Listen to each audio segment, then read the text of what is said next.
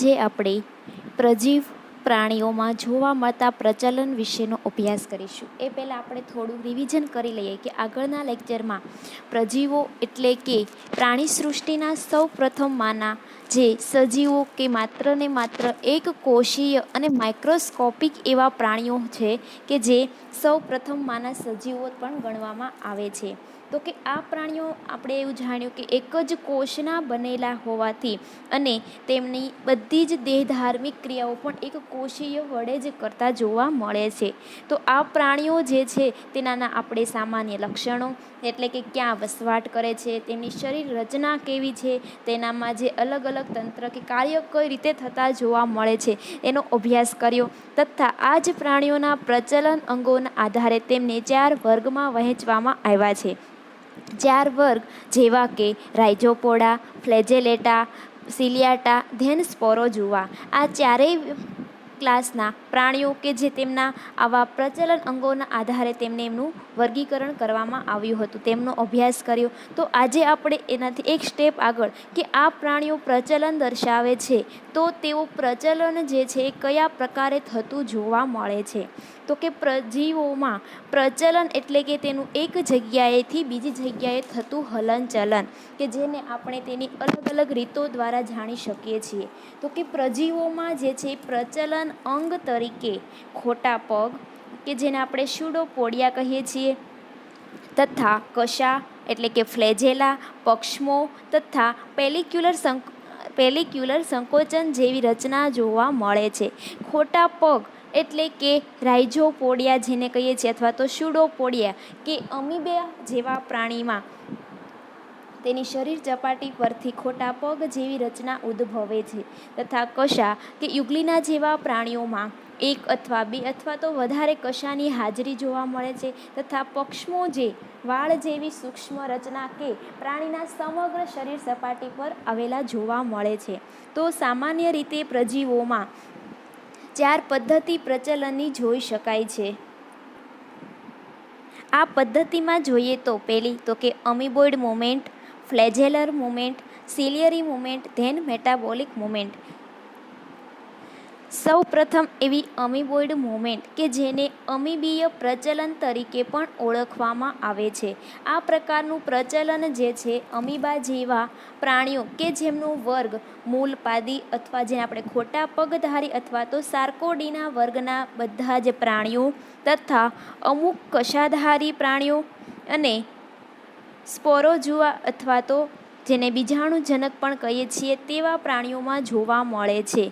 આ પ્રકારના પ્રચલનમાં ખોટા પગનું નિર્માણ થાય છે કે તથા તેમાં કોષરસના પ્રવાહના લીધે પણ હલનચલન તે પ્રેરી શકે છે. અહીંયા ખોટા પગનું નિર્માણ એટલે કે તેની શરીર સપાટી પરથી કોઈ પણ ભાગેથી એક આંગળી જેવા નાના પ્રવર્ધમય રચના ઉદ્ભવે છે જેને ખોટો પગ કહી શકીએ છીએ. આ રચના જે છે ટેમ્પરરી જોવા મળે છે અને તેના દ્વારા પ્રચલન દર્શાવે છે.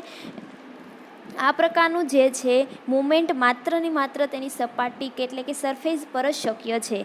આ પ્રકારના મુવમેન્ટની ગતિ 0.2 માઇક્રોનથી 3 માઇક્રોન પર સેકન્ડ જેટલી જોવા મળે છે. એટલે કે આમાં મોસ્ટ ઓફ તેના ભાગ કોષ રસનો પણ જોઈ શકાય છે તથા કે જે ખોટા પગ જેવી રચનાને આગળ એના પ્રચલન માટે થઈને પ્રવાહ પણ પ્રેરે છે.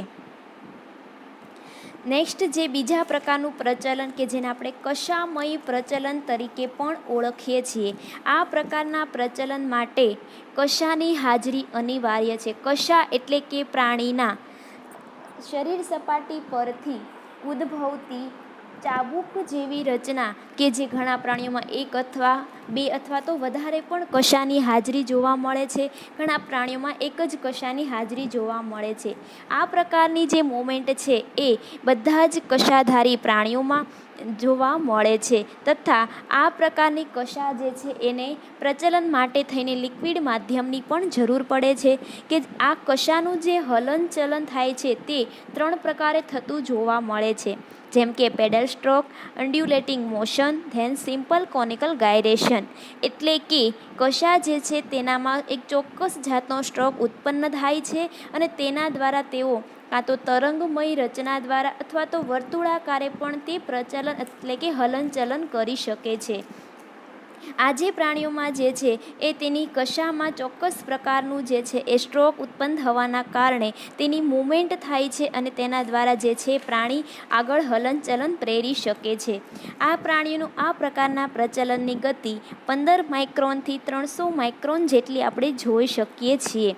એટલે કે આ માટે એમાં ખાસ ને ખાસ કશાની હાજરી અને કશાના જે છે એના એક્ટિવ એટલે કે એનામાં ચોક્કસ સ્ટ્રોક ઉત્પન્ન થવાના કારણે જે છે એ પ્રચલન પ્રેરે છે. આથી તેને કશામય પ્રચલન કહી શકીએ છીએ.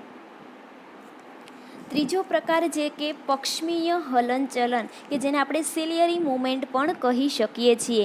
પક્ષમ અને કશામાં મુખ્ય તફાવત શું તો કે કશા જે છે એ એક અથવા તો બે અથવા તો વધારે જોવા મળે છે અને લાંબી જોવા મળે છે, ચાબુક જેવી રચના. જ્યારે પક્ષમો છે તે પ્રાણીના સમગ્ર શરીરની બહારની સપાટી પરથી વાળ જેવી આવેલી સૂક્ષ્મ એવી રચના જેને આપણે પક્ષમો તરીકે ઓળખીએ છીએ. આ પક્ષમો જે છે વાળ જેવા ટૂંકા સમગ્ર શરીર સપાટી પર જોવા મળે છે.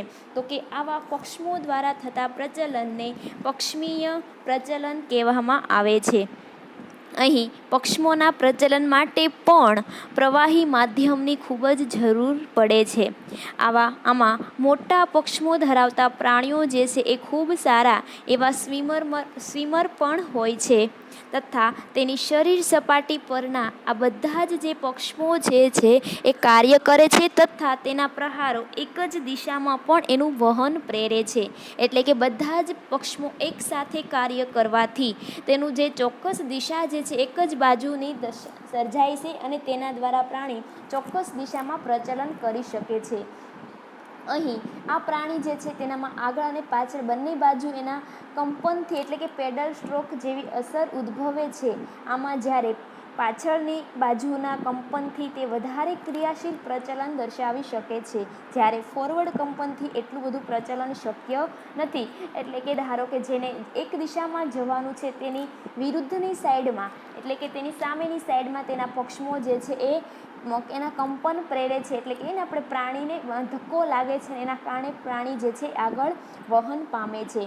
આ પ્રાણીઓ જે છે તેના પ્રચલનની ગતિ જોઈએ તો 400 માઇક્રોનથી લઈને 2000 માઇક્રોન પ્રતિ સેકન્ડ જેટલી જોવા મળે છે. આમાં જે છે એ પક્ષમો જે છે બધા જ પક્ષમો એકી સાથે અને તેની ચોક્કસ ગતિના કારણે જે છે પ્રાણી જે છે એ પક્ષમો દ્વારા પ્રચલન કરી શકે છે. અહીંયા આકૃતિમાં જોઈએ છીએ તો કે એની ડાયરેક્શન જે છે એ એના કરતાં વિરુદ્ધ સાઈડમાં જે છે તેના પક્ષમોની ગતિ જે એની મૂવમેન્ટ છે તે જોઈ શકાય છે. આ પ્રકારે જે છે એ ચોક્કસ રિધમમાં તેની હલનચલન થવાના કારણે જે છે પ્રાણી આગળ જે છે એનું હલનચલન પણ પ્રેરી શકે છે. આ પ્રકારનું પ્રચલન જે છે એ મોટા ભાગના જેટલા પણ પક્ષમધારી પ્રાણીઓ છે તે બધા એટલે કે પેરામિશિયમ જેવા પ્રાણીઓમાં આ પ્રકારે પ્રચલન થતું જોવા મળે છે. તે પછી આડું ઊભું અથવા તો વર્તુળાકાર એ રીતનું પણ જોઈ શકાય છે. ચોથા પ્રકારે જે છે એ મેટાબોલિક મૂવમેન્ટ એટલે કે મેટાબોલિક મૂવમેન્ટ જે છે આ પ્રકારનું જે પ્રચલન જે છે એ અમુક કશાધારી પ્રાણીઓ જેમ કે યુગ્લિના અને મોટા ભાગના સ્પોરોજુઆ પ્રાણીઓના જીવનના અમુક તબક્કા દરમિયાન જોવા મળે છે. સ્પોરોજુઆ પ્રાણીઓ આપણે આગળ જોયું તેમ કે જે પ્રાણીઓ પરોપજીવી તરીકે બીજા યજમાન પ્રાણીમાં રહેતા જોવા મળે છે, ત્યારે તેના લાઈફના અમુક એવા પીરિયડ દરમિયાન તે પોતે આ મેટાબોલિક પ્રકારનું પ્રચલન દર્શાવતા જોવા મળે છે. તથા આજે સજીવો જે છે એ ગ્લાઇન્ડિંગ અથવા તો રિગલિંગ અથવા પેરિસ્ટાલ્ટિક પ્રકારનું પ્રચલન દર્શાવતા જોવા મળે છે.